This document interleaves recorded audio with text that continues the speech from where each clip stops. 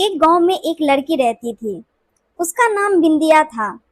जब वो छोटी थी तभी उसके माता पिता का देहांत हो चुका था। बिंदिया अपने चाचा चाची के साथ रहती थी। चाचा उसके खेत पर काम करने चले जाते थे। उधर चाची दिन भर उस छोटी सी बच्ची से काम करवाती रहती। बिंदिया को देखने वाला कोई नहीं था, इसीलिए वो भी आंख मूंद के सारा काम करती। बिंदिया का बहुत मन था पढ़ाई करने का, लेकिन उसके चाचा चाची उसे पढ़ाना नहीं चाहते थे। वे सोचते थे कि कहीं पढ़ लिख कर वो कहीं चली न जाए। उन्हें मुफ्त की नौकरानी मिल गई थी। एक दिन बिंदिया घर का काम निपटा कर घर के बाहर खेलते बच्चों को देख रही थी। तभी बच्चे उसे साथ में खेलने के लिए बोलने लगे। बिंदिया ने बोला, नहीं नहीं, मेरी चाची मुझे बहुत मारेगी। अभी वो सो रही है, इसीलिए मैं यहाँ बैठी हूँ। तुम लोग खेलो, मैं तुम्हारे साथ नहीं खेल सकती। बिंदिया उदास बैठी थी। तभी गांव के सरपंच की पत्नी राधा वहां से गुजरी। राधा बिंदिया के माता पिता को अच्छे से जानती थी।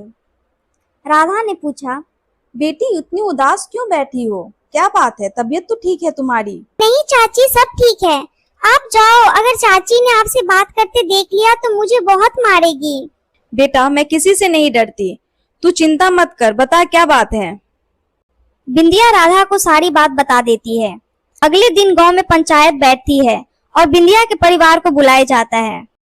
सरपंच बोलते हैं, क्यों रे बद्री, तुझे और तेरी बीवी को शर्म नहीं आती इस अनाथ छोटी सी बच्ची पर जुल्म करते हुए? नहीं सरपंच जी, आपको किसी ने गलत खबर दी है। हम तो इसे बहुत प्यार से पालते हैं। झूठ बोला तो गांव से तेरा हुक्का पानी बंद करवा दूंगा। तूने इसे अभी तक स्कूल क्यों नहीं भेजा? और तू इसे बच्चों के साथ खेलने भी नहीं देता। यहाँ तक कि तेरी बीवी इससे पूरे दिन काम करवाती रहती है। मालिक, मैंने तो कितनी बार बोला इसको स्कूल जाने के लिए, लेकिन इसका ही मन पढ़ाई में नहीं लगता। झूठ बोल रहा है। आज से पंचायत फैसला करती है, इस पूरे गांव में कोई भी तुम्हें सहारा नहीं देगा। कोई इसे सामान नहीं बेचेगा। कोई भी इसके परिवार से मतलब नहीं रखेगा। अगर कोई उसके परिवार से मतलब रखा तो उसका भी हुक्का पानी बंद समझो। वह तो ठीक है, लेकिन इस बच्ची का क्या होगा? यह तो और जुल्म करेगा उस पे। इस बच्ची का भी कुछ न्याय कर दीजिए सरपंच जी। उसका भी हमने सोच रखा है। हमने फैसला किया है कि इसे मेरी पत्नी राधा पालेगी। यह हमारे घर में ही रहेगी और स्कूल भी जाएगी। बद्री गिड़गिड़ाकर माफी मांगता रहता है, लेकिन पंचायत अपने फैसले पर अटल रहती है। उसी दिन राधा आकर बिंदिया को ले जाती है। बिंदिया के घर में आने से सरपंच के घर में रौनक आ जाती है। दरअसल राधा की कोई संतान नहीं थी। बिंदिया को बेटी के रूप में पाकर राधा बहुत खुश होती है। कुछ ही दिनों में बिंदिया स्कूल जाने लगती है। वह मन लगाकर पढ़ाई करने लगती है। इधर बिंदिया के चाचा चाची को गांव छोड़ना पड़ता है। वे दोनों शहर में जाकर मजदूरी करने लगते हैं। धीरे धीरे समय बीत जाता है। एक दिन बिंदिया आकर राधा के गले लग जाती है। क्या बात है बेटा, इतनी खुश क्यों हो? माँ, मुझे कॉलेज में दाखिला मिल गया है। अब मैं इंजीनियर बन पाऊंगी।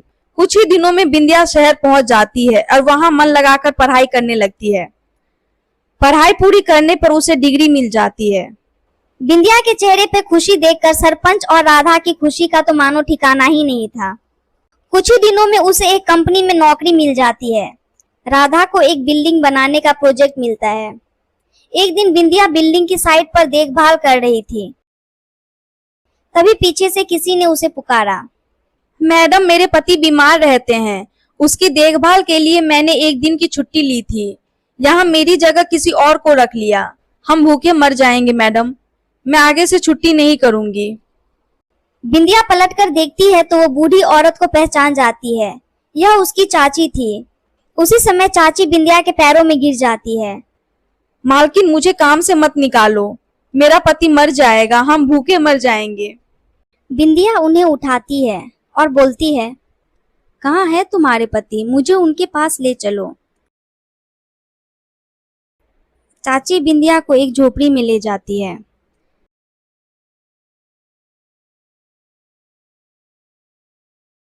बिंदिया अपने बीमार चाचा जी को देखकर पूछती है, क्या हुआ है इन्हें? अरे उठो, देखो इंजीनियर साहिबा आई हैं, बहुत अच्छी हैं।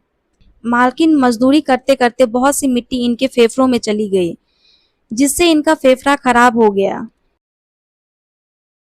अरे यह क्यों नहीं कहती कि हमारे कर्मों की सजा मिल रही है। हमने एक अनाथ छोटी सी बच्ची जो मेरे बड़े भाई की आखिरी निशानी थी उस पर बहुत जुल्म किए, उसी की सजा हमें मिल रही है।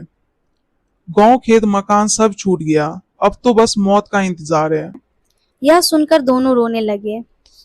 चाचा जी, आपने मुझे पहचाना नहीं? मैं वही छोटी सी बच्ची बिंदिया हूँ। चलो मैं आपका इलाज करवाऊंगी। आज से आप दोनों मेरे साथ मेरे घर में रहेंगे। बेटी तू तो बड़ी दिलवाली है, तुमने हमें माफ कर दिया, लेकिन हम अब इस लायक नहीं है, हमें हमारे हाल पर छोड़ दो। बेटी, हम किस मुंह से तुम्हारे साथ चले? जब तुम्हें हमारी जरूरत थी तब हमने तुम पर जुल्म किया। चाची, अगर वह सब नहीं होता तो शायद आज मैं इंजीनियर न बन पाती। तो जो होता है अच्छे के लिए ही होता है। फिर एक दिन दोनों को लेकर बिंदिया गांव पहुंची। सरपंच जी ने कहा, अरे बेटी यह तुझे कहाँ से मिला? पिताजी ये बहुत बुरे हालत में थे, बहुत बीमार थे। अब ठीक हैं, इन्हें इस गांव में रहने दीजिए, इनका सारा खर्च मैं उठाऊंगी। देखा बद्री, जिस बेटी की तुमने कभी कद्र नहीं की वही आज तुम्हारे बुढ़ापे का सहारा बन गई। चाचा चाची कुछ नहीं बोले, बस हाथ जोड़कर रोते रहे।